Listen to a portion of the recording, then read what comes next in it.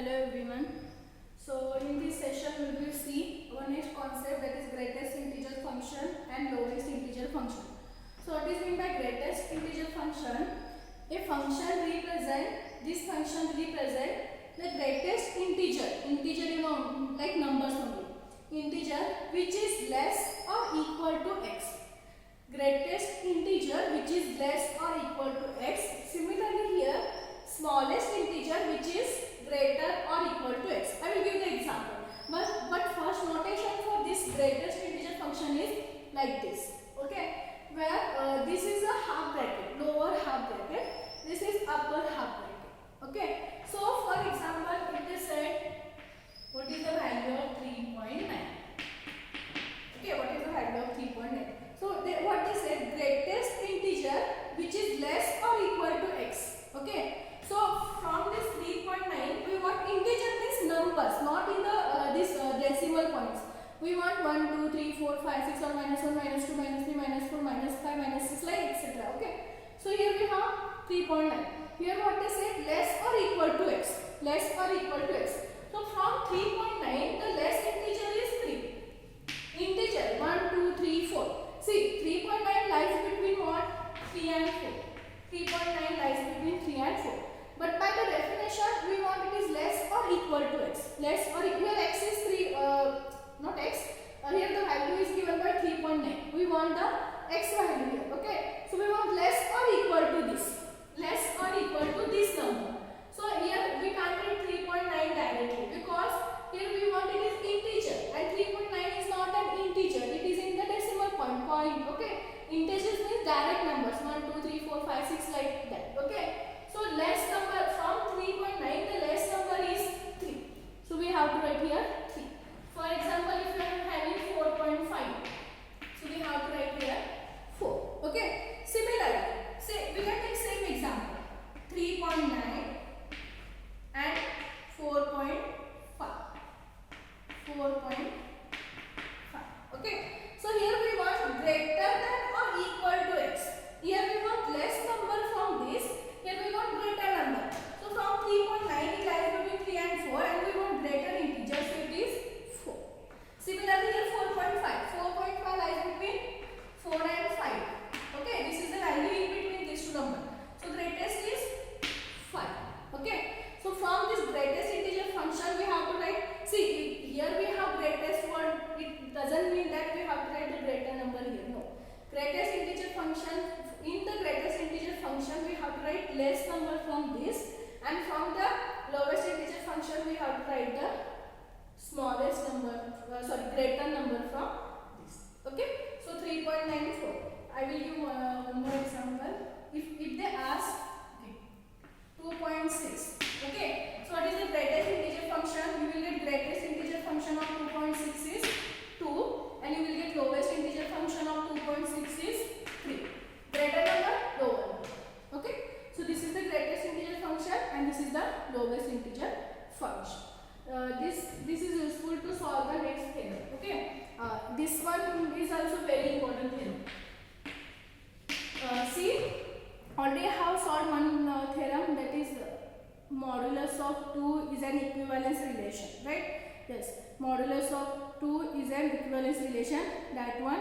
And just in the last session we have solved one mr square is equal to mr dot mr, that one. And this is third one. Among these three theorem, one more definitely come for 5 marks. Okay. So we have here state and prove. See, here we have state and prove extended Pigeonhole principle. Okay. Suppose if they ask for 2 marks, they can ask only state the Pigeonhole principle. So only write down this statement.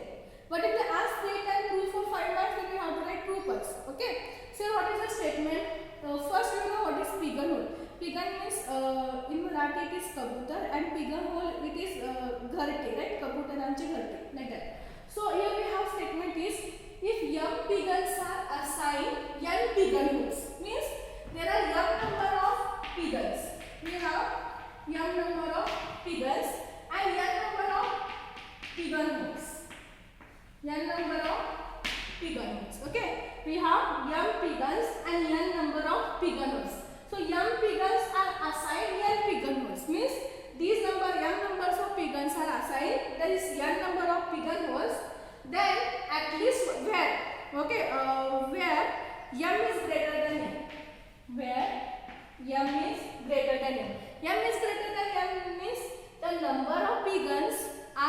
maximum compared to their pigeonholes. Okay, the number of pigeons are more compared to the pigeonholes. So we can okay, if m pigeons are assigned n pigeonholes and here m is greater than n, means the number of pigeons are more than their pigeonholes, then at least one pigeonhole must contains two or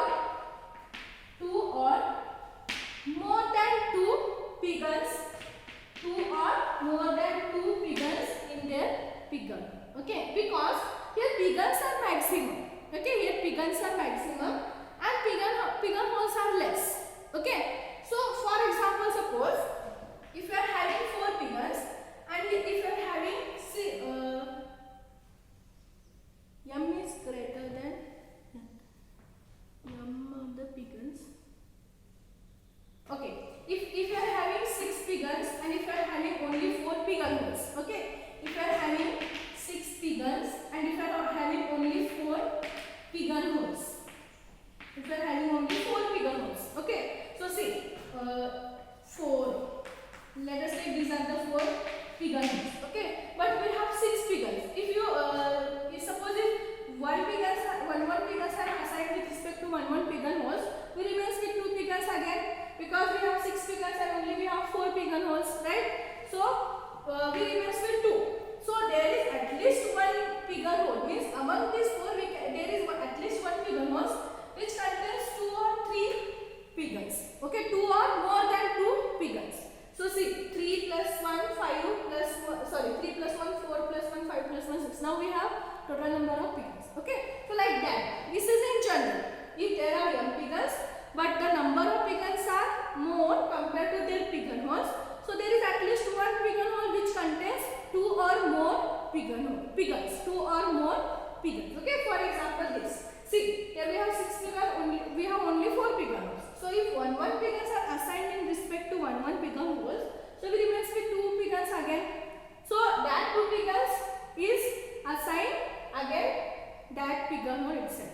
So there is at least one pigeonhole which contains 2 or more pigeons. Okay, that is the meaning of the statement. So we have to prove this. Okay. So here, see, here we have in case of 2 or more, it contains p plus 1 pigeons. Like 2 or more, here value of p is given, that is greatest integer function. See, greatest integer function m plus 1 divided by n. Okay. So let us take by contradiction, means let us assume this is not true. Means no pigeonhole contains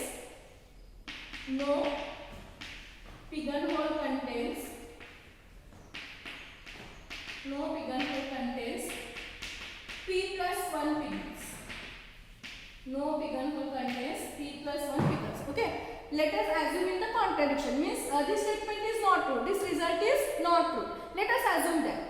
By after assuming that, check what you will get. Depend on that, we have to write the proof. Okay, so let us assume that there is a no pigeonhole contains p plus 1 pigeons, means this statement is wrong. Okay, if this statement is wrong, if there is a no pigeonhole contains p plus 1 pigeons, so the number of pigeons can be given as, therefore number of pigeons are given by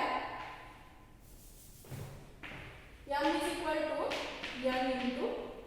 If there is a no pigeonhole contains p plus 1 pigeons, then the number of pigeons is generally given by n into p.